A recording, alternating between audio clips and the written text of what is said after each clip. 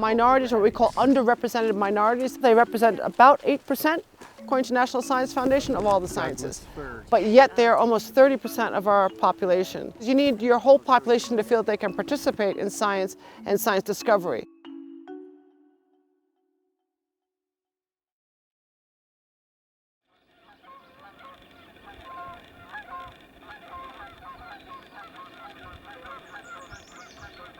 I feel so connected and so at peace.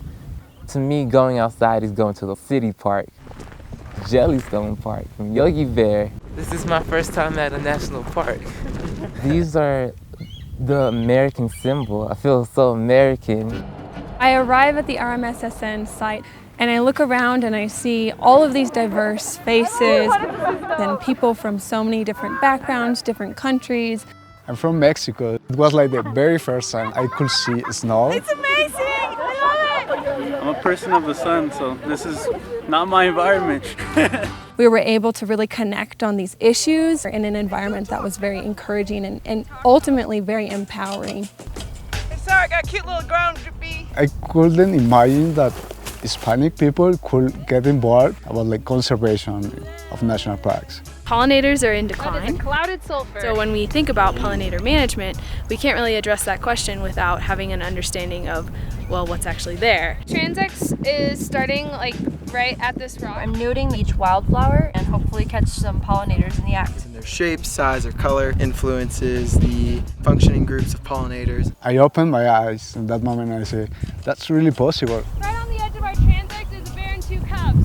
African American, Asian American, Pacific Islanders, Native Americans.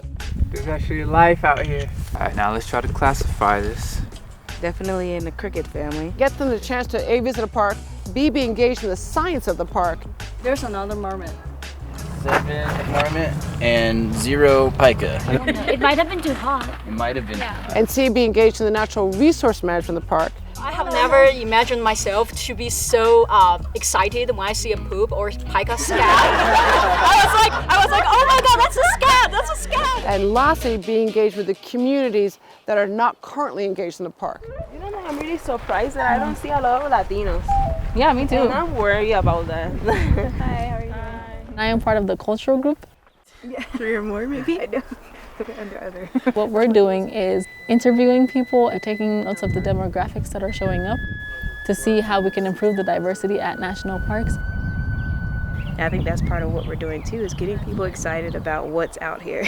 Like what's, you know, you live in this planet, but you don't admire the planet, or you don't observe or enjoy it. Maybe it's like a common theme worldwide. I mean, I know minorities benefit from nature and stuff like that, but they don't really go out into these government protected areas. You come here and you look at the staff and you don't see any Native people at all. You don't see any Pueblo people.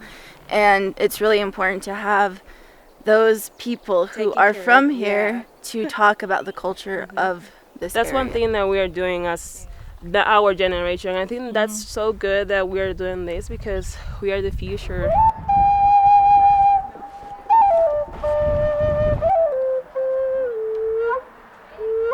They did, you know, live up in the cliffs.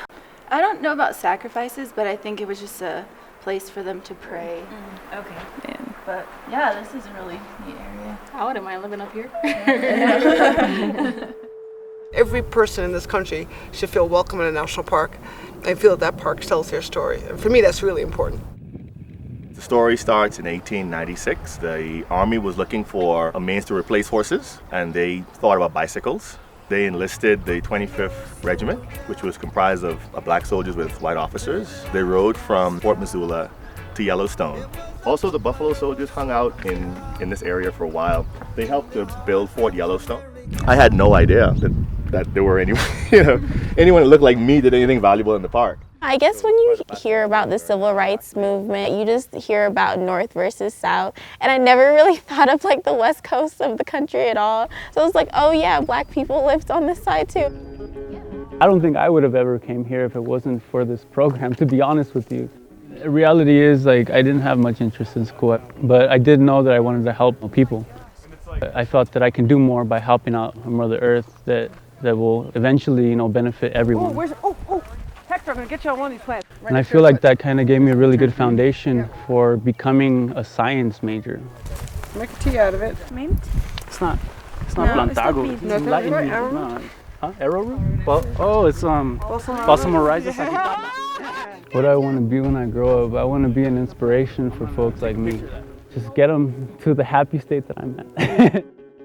All that we've learned will impact the future, depending on what we decide to do with what we learned. We're paving the path, and I think that's really important. We're really the pioneers, being inclusive and including this social aspect of sustainability and conservation. The next great invention may be by a she, or maybe by someone who came from an immigrant background, or maybe someone who's underrepresented minority. So it's just important that everybody has the opportunity to participate. RMSSN had a huge impact on me in my life. Actually being here and doing these hands-on activities in the parks and having these really memorable team-building experiences here have really made me want to protect and preserve, knowing that the future, we're not so sure everything will be as it is today. It's so funny, they're never this cooperative.